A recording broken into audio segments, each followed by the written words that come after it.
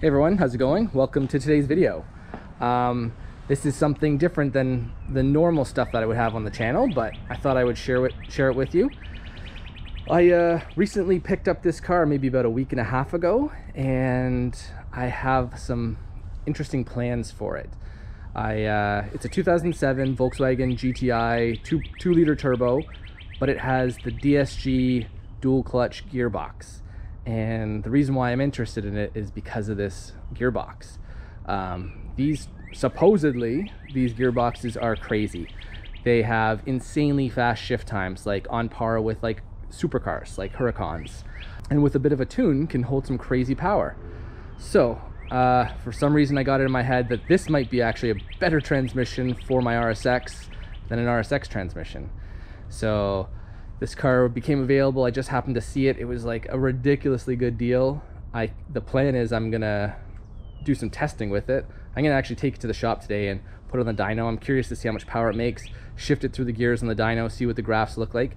And well, once I've played around with it a bit, the plan is I'm gonna take it all apart. I'm gonna part it out, sell all the bits and pieces I don't need, keep the transmission, keep the drivetrain, keep the bits that I need, and see if I can adapt this transmission to the RSX. I know it's technically feasible. I've done a bit of research and there's already guys that have kind of done it, but it'll technically all fit, but there are some custom parts that need to be made. So either way, I figure I got this car for such a good deal, I might as well take it all apart, keep the parts I need, sell the pieces I don't, and use it for some maybe R&D purposes to see if I can adapt this dual clutch transmission to the RSX and add basically like a sequential or paddle shift transmission to the RSX for way cheaper than buying a Quaife. Like technically these transmissions can be bought for like 500 bucks Canadian, which is next to nothing.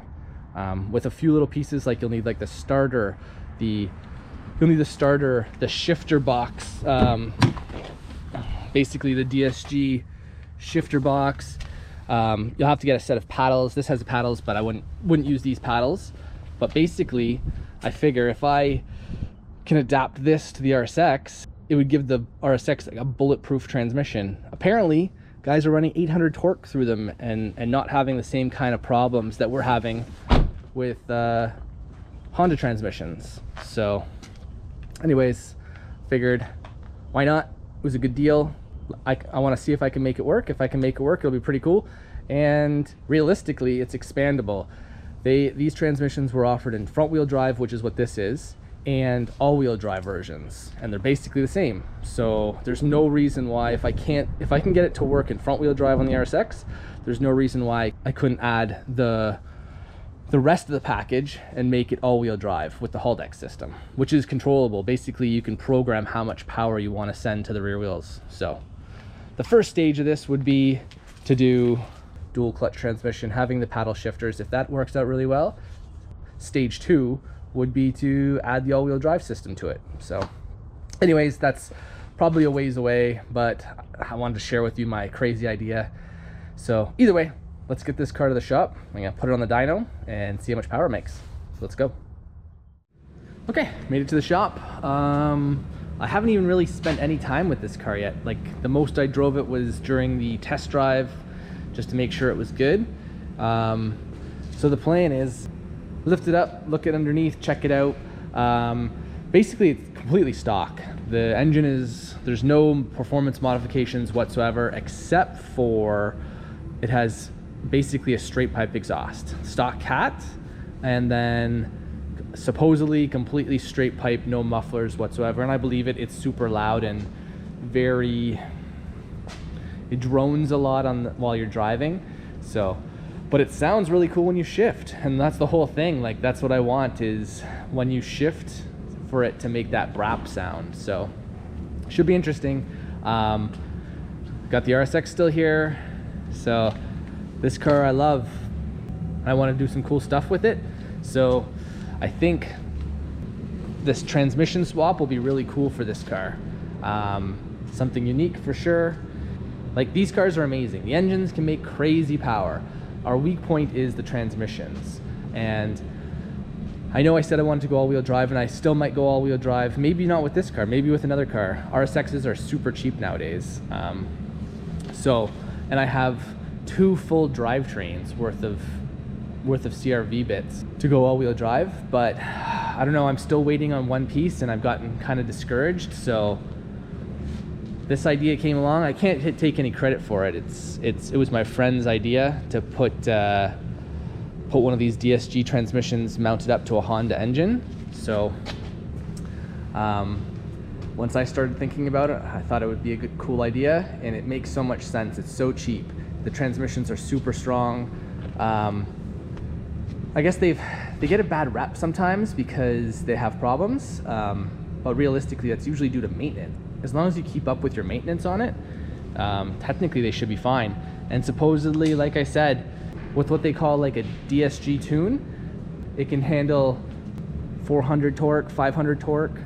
Anyways, this may be a crazy idea and it may not work, but either way, like I said, the car was ridiculously cheap. I can part out everything that I don't need and make all of my money back. So might as well. It'll cost me a bit of time, but not a big deal. I like interesting projects, and I'm pretty confident that as long as there's no crazy hurdles that I come across, I'm sure I can make it work. So I don't know, let's lift it up and take a look underneath. Okay, so it's up in the air, and I can right away see why it's so loud. It's missing a section of exhaust here, and why it vibrates so much. So that would explain a lot as to the noise and rattling. But exhaust wise, yep, no mufflers whatsoever. It still has 2 cats, which is interesting. And then moving on along, it's definitely leaking a bunch of oil, which is interesting. Luckily, I'm not really interested in the engine, but only really interested in this transmission, and doesn't seem too bad. It might need a axle seal. Looks a bit wet on the one side, but the other side's fine.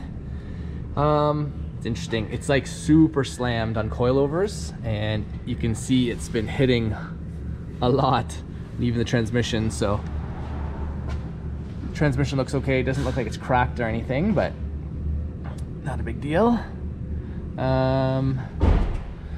My one concern though is because it's so low, this dyno, because it's like a 2-roller arrangement, when the tires sit into it, sometimes it makes the car sit too low, and I can't, basically stuff like this sits on one of the rollers and I can't dyno it. So if that's the case, I'm gonna have to raise it up on the coilovers, and hopefully they're not seized in place. So anyways, yeah,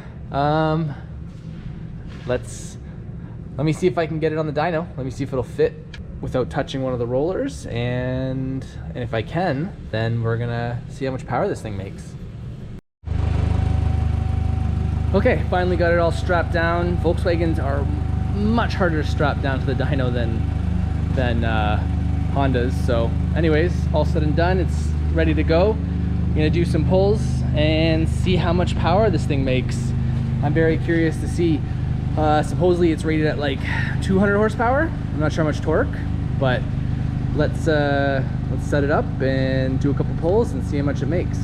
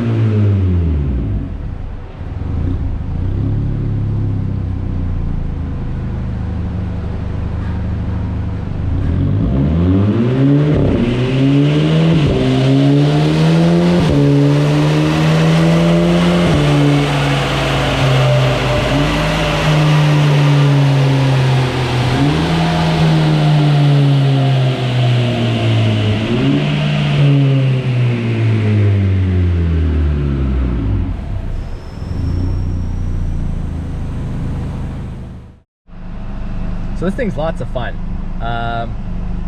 If I shift it over to manual mode, basically I can like flip through the gears. Let's see, I'll show you. It's pretty cool. Punch it.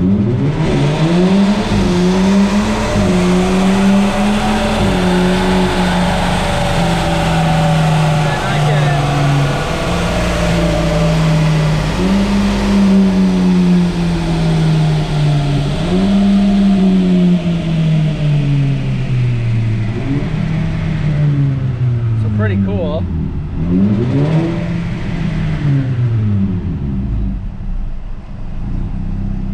So yeah, that's lots of fun.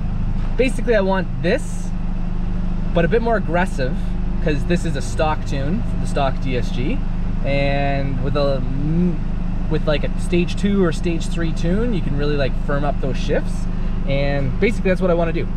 I'm gonna look into doing a tune on the transmission as is in this car, and then test it out again and see what it's like, and mess around with this car a whole bunch before I even take it apart, before I do anything to the RSX.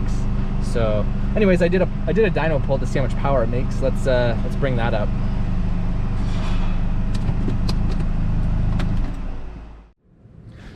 Okay, so dyno graph, let's see what it made. Torque wise, well, let's do horsepower.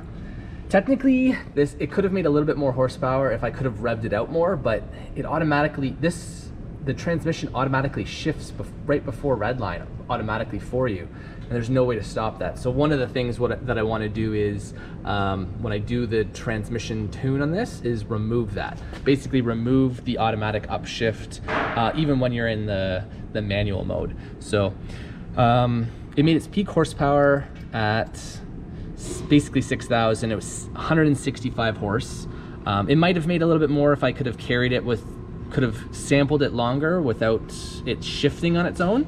And then peak torque 168. So that was in 4th gear, and suppose this thing's rated at 200. It is all stock. It's got supposedly about 100k. The car has 190k on it, so it's, I don't know. Who knows how much it actually has on it? Is it tired, or is this just what they actually make? Maybe there's lots of power to be found with a tune and or some bolt-on parts. But yeah, 166 and 168. 166 horse, 168 torque. The torque comes on really early. Like you basically almost have full torque at like 3,000 RPM. What might be interesting is, let me bring up my K24 tune. Okay, so the K24 graph is the slightly darker ones. The most my K24 in the RSX is made was 236 horse and peak of 173 foot-pounds torque.